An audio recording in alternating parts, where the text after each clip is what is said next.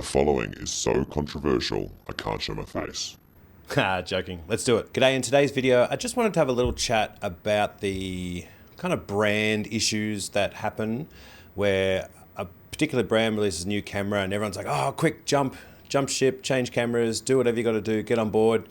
And in some cases, yes, it's important to change and move up with that particular piece of gear, given if you've got a client whose workflow is with that brand already and that camera will lead to get you more work or things like that. But in the most cases, unless it's a really specific kind of change in technology or performance and things like that, generally you're okay to stick with what you've got.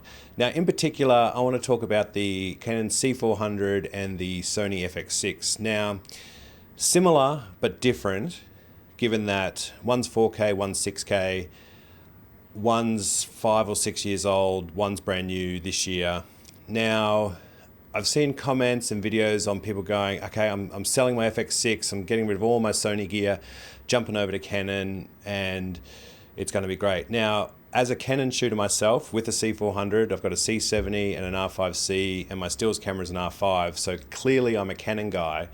But I've got friends who shoot on the FX6, and it's an amazing camera. So if you have an FX6 and you're seeing all these videos about how great the C400 is, don't stress. Just stay calm, it's all good. This happened to us as Canon shooters when the FX6 came out. Everyone was just going, holy Christ, the FX6 is phenomenal, we love it. And I even contemplated, for a few minutes there going, oh, should I sell all my Canon gear and become a Sony guy because the FX6 is so amazing? But because my world is so Canon, all my lenses, my stills gear and my video gear was all Canon, I decided just to stay put, and I shot happily on the C70 for all those years up until I got the C400, and I'm loving the C400. So don't get me wrong, I love Canon. But what I'm kind of addressing here is just that push to change ecosystems every time a new model comes out for a particular brand. Now, at the moment, yes, the Canon C400 is one of the best cameras that Canon's kind of created in its cinema line, particularly at its price point.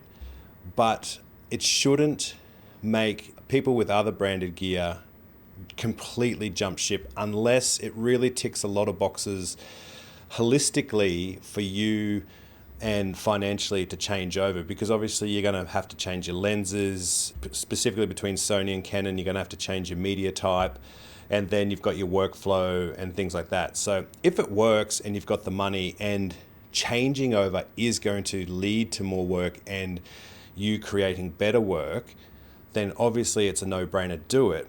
But if you're just on the fence watching lots of videos about how great the Canon C400 is and you're getting itchy feet as a FX6 owner or even an FX3 or whatever, just chill. It's all good. You will have your moment again. Sony will come out with something even better in the next couple of years. And there'll be videos about C400 people going, oh, I've got to jump ship to Sony and da-da-da-da-da. So it's just one of those funny things. I think a lot of it is promotion and excitement and just time. Like the FX6 is old now, but it doesn't mean it's any less good than what it was when it first came out.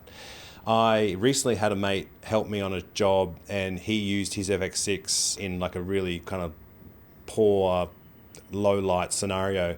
And it's amazing. He shot it at the base ISO of the 12,800 and the footage looks gorgeous. And even though it's an older camera, it's still really good. So that experience just reminded me that just because new gear is out, it doesn't automatically wipe the slate clean of all the other gear that's been out prior.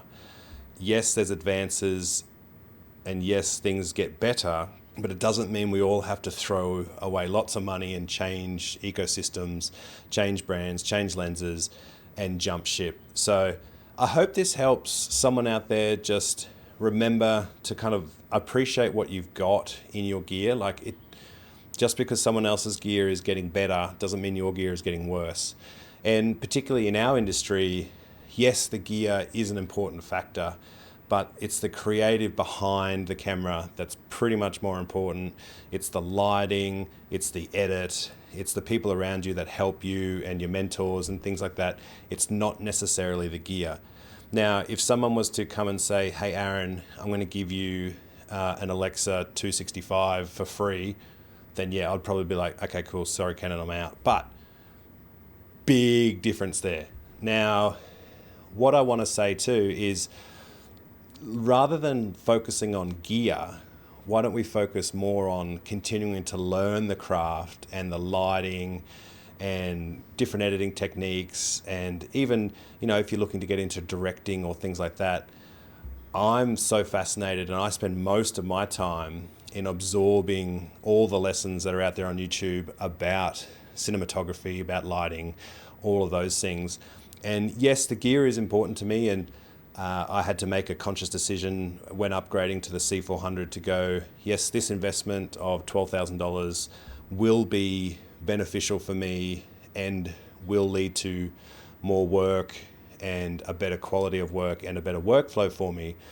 But I thought about this for months, and I kind of already had thought about this before Canon had released it. So I kind of had some parameters in my head about what I would be looking for in the next model that came out. And if it ticked those boxes, then I was ready to purchase. Now, luckily for me, that meant I didn't have to change ecosystems or change lenses or all that kind of stuff, because I already had that gear. So it was a bit of a more simplified process. So back in the day, I started out only doing photography, and I was shooting on Nikon, and I think it was called a D3.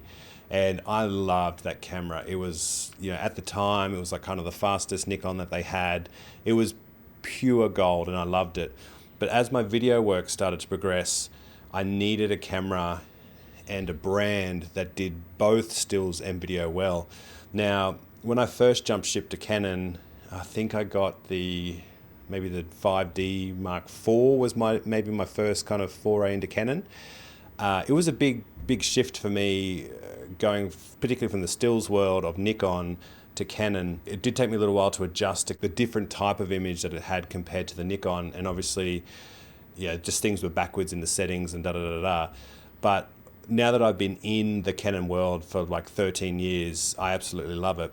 But back then, that decision for me to change, I had to sell all my Nikon gear and then buy all new Canon gear. That was a decision based on, at the time, Nikon's video. I think I had the D810 for video or something like that. And it just wasn't, it was cutting nowhere near as good as the 5D was for video. So predominantly my interest was shifting into video. So that was, a bit of a world that I wanted to move into. So it was kind of like, yep, I'm going to make this jump. And then I've sat in this zone for the last 13 years. Now, when the FX6, it was probably like 2 or 3 years into the FX6 being around, and everyone was just raving. I did start to get itchy feet, and I was going, oh, is this the right decision to stay with Canon? But what kept me here was the stills world. I'm not confident with Sony's stills world just because I haven't experienced it at all. So it's not about quality or anything like that. It's pure, I just know what I know, and I love what I get stills-wise out of my Canon. And then obviously I'm thrilled with what I get Canon-wise for video. So I held tight through those itchy feet feelings, and then obviously now we've got the C400, which is just tickling a lot of boats, and everyone's really excited. And I can see through the comments on videos that the Sony users are currently experiencing that itchy feet. Now, you just got to remember, that was us. That's you now, it'll be us again, and then it'll be you again, and it'll be us again. So, it's just the way the cycles go. It's the way our human brains go. Something shiny pops up, we think, hey, that's better than what we've got. I want that new shiny thing. Doesn't necessarily mean it's going to be a good investment, or doesn't mean it's worth the complete changeover. So, food for thought. It's just something I was thinking about, and I just wanted to put out there, and I'd love to know what you think. Do you get itchy feet when you see a new camera brand pop a new model up? Or, do you kind of think, oh, my gear's a little bit old now, I will do better work if I have new gear? It's funny thoughts that pop into your head. So let me know what you think, and I'd love to keep the conversation going. So hope you have a great week, and we'll talk to you very soon. Cheers.